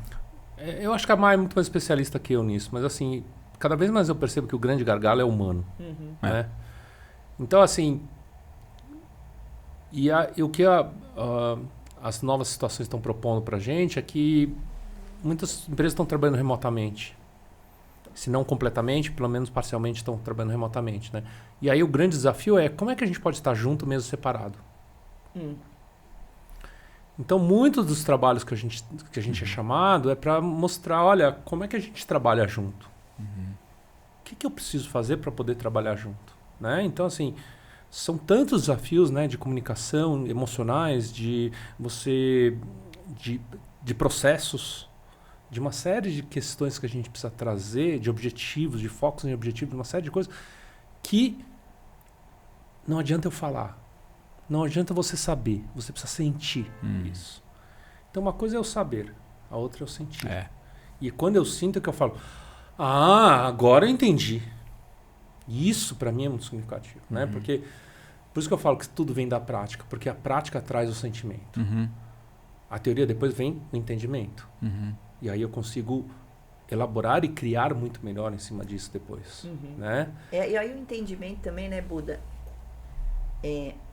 Eu tenho aprendido que a gente precisa, por uma deficiência... Às vezes a gente sente e nega. Por quê? Porque Muito a sua bom. mente não está confortável em aceitar. Total. Então eu acho que tem essas duas vias. Boa. Perfeito. Perfeito. Concordo totalmente. Eu lembro quando eu estava começando a usar óculos, eu acho que todo mundo que começa a usar óculos passa por essa experiência, né? Você olha e fala assim, nossa, acho que eu tô cansado. Aí você fala, não, acho que é porque tá com pouca luz. Aí você acende, ela fala, agora eu consigo ler. Aí você começa, só que o negócio não para, né? O movimento ladeira abaixo é constante, né? Então, você vai olhando o negócio, daqui a pouco você faz nem a luz, mas coisa tá fazendo. Mas, aí você pega o celular. Mas se eu der uma esticadinha no braço, eu consigo ler. Então não tô com problema de visão. E a coisa vai indo até o momento que fica insuportável. Você vai, É. não tem jeito, eu preciso de óculos, eu tô ruim. E aí você sucumbe àquela coisa. Mas assim, é anos isso acontecendo para você admitir que tem alguma coisa de errado. Então assim, eu acho perfeito o que você tá falando, porque você precisa do conhecimento de que sua visão está deteriorando e que sim, uma hora você vai precisar do óculos e que sim, isso acontece entre os 40 e 50 anos para poder aceitar. Porque se você não souber, você fala assim, gente, é as condições de fora que estão E aí você fica né? negando. E eu acho que isso também tem o de legal de trabalhar com o jogo. Como eles são recortes, tem muito pouca desculpa para você dar, sabe? Porque você vai no escritório, você tem 20 mil desculpas e você tem um número de pessoas de desculpas para poder falar. Né? Então assim, não aconteceu por causa disso, disso e disso. Para cada pessoa você tem 5 desculpas que ela tá me travando, né? E é engraçado porque lá uma das técnicas de dinâmica que a gente tem, que chama 15% solutions, 15% solutions, né? Que ela é baseada numa pergunta simples, que é a seguinte: o que você pode fazer agora que não dependa de recursos nem de outras pessoas que possa provocar alguma mudança? Quer dizer, é maravilhosa essa pergunta, né? Uma pergunta, é uma pergunta simples, mas é a pergunta certa. E nunca foi tão importante a gente fazer boas perguntas. E aí, quando você faz essa pergunta para a pessoa, você tirou todas as desculpas de lado dela. Assim, você não tem jeito, você vai ter que fazer isso. Isso aí tá ajudando a gente a fazer boas perguntas. Se você faz uma pergunta ruim, nossa, viu? Eu tive essa reflexão, porque às vezes você fica com preguiça, ele é inteligente, vai. Exato. Pergunta de qualquer jeito. Aí não era essa a resposta. Não, Márcia, pergunta direito. Exatamente. E é muito legal, né? Porque eu acho que assim, a gente tá na era das grandes perguntas, né? Porque se a gente saiu do paradigma da escassez da informação para abundância de informação, agora a gente precisa selecionar o nosso conteúdo bem. E para selecionar o conteúdo bem, só com boas perguntas, né? Legal. Eu falo isso, que a IA, agora você tem um banco de dados do mundo. Só que você vai perguntar para o banco de dados do mundo alguma coisa genérica, ele vai te responder uma coisa absolutamente genérica. Então, traga a especificidade da IA para você fazer a pergunta certa, para que ele possa te ajudar a fazer a melhor resposta possível. Né? Então, acho que é muito legal, é filosófico, né? de mundo, de vida, né? Para a gente poder entender o que a gente tem que agir para poder fazer boas coisas. Né? E hoje o teu clube de ludificadores, o perfil tá mais o quê? Mais consultor, é professor? Consultor em geral, é muito consultor, né? E são pessoas que estão querendo realmente inovar um pouco nas suas práticas, estão sentindo que está difícil e que então eles estão levando fatores uau mais legais para suas facilitações. E também pessoas que estão perdidas um pouco nessa IA da vida, né? De como é que eu trabalho com as IAs, o que tem de novidade, o que eu posso mexer. Então, são 2 perfis bem claros que tem lá dentro. E hoje o teu mix está mais para a área de educação, para a área de consultoria? Ou tá... Eu acho que é consultoria, mas assim, eu tenho feito cada vez menos consultorias e cada vez mais jogos para consultores. Cada vez mais, eu fiz essa mudança um pouco maior no ano passado, que é focar um pouco mais em jogos, né? Eu tenho feito, que é o meu DNA, é o que eu gosto de fazer, é o que eu gostei de fazer. Eu acho que foi muito estratégico esse seu movimento. Eu acho que e foi legal, porque apareceu trabalhos muito legais, apareceram coisas muito legais e você sabe que eu acho que esse movimento, ele acaba sendo natural da expertise, né? No começo você vai fazendo, até... Aí chega uma hora que naturalmente você vai ajudar quem está, né, naquele lugar. E é o tal do diamante, né, Mar? Você abre para depois saber, tá bom, de tudo isso que eu tenho, o que é realmente significativo? É isso aqui, né? E a partir desse momento que você faz isso, poxa, você fala, é isso, né? Então, durante muito tempo eu falava que era consultor de RH. Não, eu sou fornecedor de consultor de RH, sabe? E aí eu comecei a perceber isso mudou realmente para mim, porque eu comecei a perceber que dava para fazer coisas muito legais junto, né? Então, eu percebi que também sempre que eu estava na sala de treinamentos, com coisa, eu estava com alguém. Porque era a pessoa que tinha me chamado. Né? Então, foi muito isso, de perceber como é legal a gente poder ser trabalhando naquilo que a gente realmente é bom, que a gente gosta, que a gente curte, e entregando coisas legais, experiências para outras pessoas, e elas ficam super satisfeitas. Né? Então, eu acho que essa parte que realmente eu me encontrei mais. E você tem oportunidade com isso de que o seu... Não que você tenha essa intenção, mas naturalmente o seu legado... ele multiplica, né? Porque muito mais pessoas vão ter vão estar espalhando, né? E vão estar... eu acho que cada um tem o seu público, né? Então, assim, encontrar o seu é fundamental, né? Porque, no final das contas, é assim que a gente provoca impactos no mundo, né? Impactando outras pessoas, né? Acho que é isso. Muito bom. Dicas de jogos. Dicas de jogos. Eu tenho um jogo muito legal que eu gosto além do Dixit, que chama Pandemic. Ele é inspirado, ele é um jogo que antecedeu o Ilha Proibida.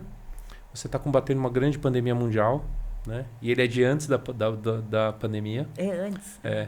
Inclusive no meu TED eu falo de ou pode ser uma grande pandemia que está prestes a acabar com a população mundial. Uau, E aí eles falam que eu previ a pandemia. Eu falei, não, gente, não fui eu que previ, é o jogo que previu e eu falei disso, né? E aí, esse Pandemic é muito legal, e o que é legal, ele tem um spin-off desse jogo, e ele é muito parecido com o Ilha Proibida, ele é um pouco mais complexo, tá? Mas ele tem um spin-off que chama Pandemic Legacy. E basicamente ele é um seriado de jogo, é um seriado de TV no jogo. Porque cada vez que você joga, tem alterações no tabuleiro, que você põe adesivos, põe coisas, e ele vira um jogo diferente na segunda vez que você joga. Então a coisa vai evoluindo. Porque tem uma pandemia acontecendo e você está tratando dela. E aí tem plot twist, tem spoiler. Você não pode contar para as pessoas que você já jogou alguma coisa, porque senão você estraga o jogo das pessoas. Então assim, ele é muito legal porque você se sente dentro de uma série de televisão. Fazendo essas coisas. É muito legal. É um dos meus jogos preferidos, né? E aí tem jogos divertidos, assim, jogos menores, tipo... eles chamam de pequenos jogos, né? Tem uns jogos de uma empresa chamada Oink. O-I-N-C. Oink Games. Eles são uma série de jogos do Japão que são chamados de microgames. Eles são microgames porque a gente fala que... Acaba rápido por isso? Não. Em geração não tem mais de 1 hora, tem até mais ou menos uma meia hora. Eles são de poucos jogadores, caixinhas muito pequenininhas e são trabalhados durante anos para chegarem na perfeição. É bem do japonês. Escola japonesa de jogos. Isso é a escola japonesa de jogos. É uma das maiores escolas do mundo, mas eles são exímios em microgames, né? E tem uma série de coisas que não tem espaço na casa das pessoas, eles não conseguem se reunir muita gente, não tem tempo para jogar, que fazem com que converja para os microgames, né? Convirja para os microgames. E aí, esses joguinhos, que são os microgames, são caixas pequenas, eles não são muito baratos, né?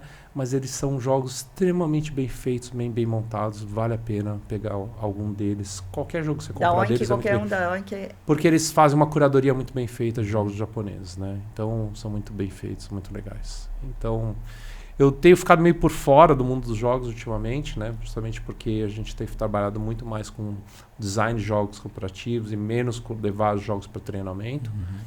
Mas, basicamente, são esses jogos assim. Mas, se você chegar numa boa loja de jogos especializados em jogos modernos, eles vão saber indicar ótimos jogos para você.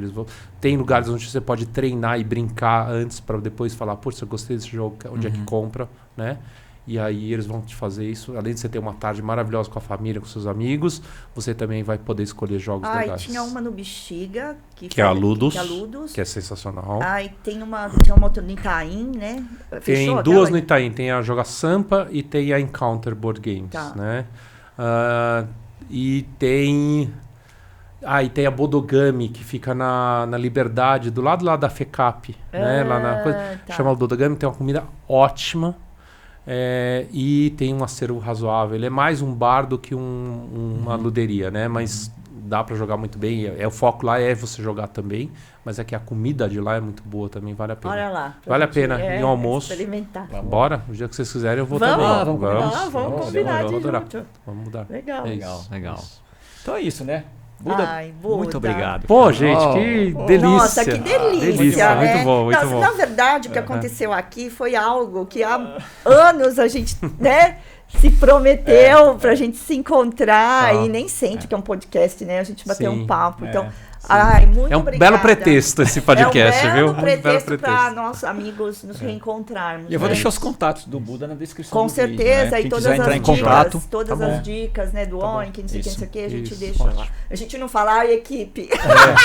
É a gente É, mesmo que achei- vai botar lá o Tá negócio. bom, tá bom. Muito bom. Buda, muito obrigada. Eu que agradeço. Você é o meu amigo do coração, sabe que é o Obrigado. irmão, né? Obrigado. Obrigado, E viu? obrigado. Obrigado mesmo. Obrigada. Valeu.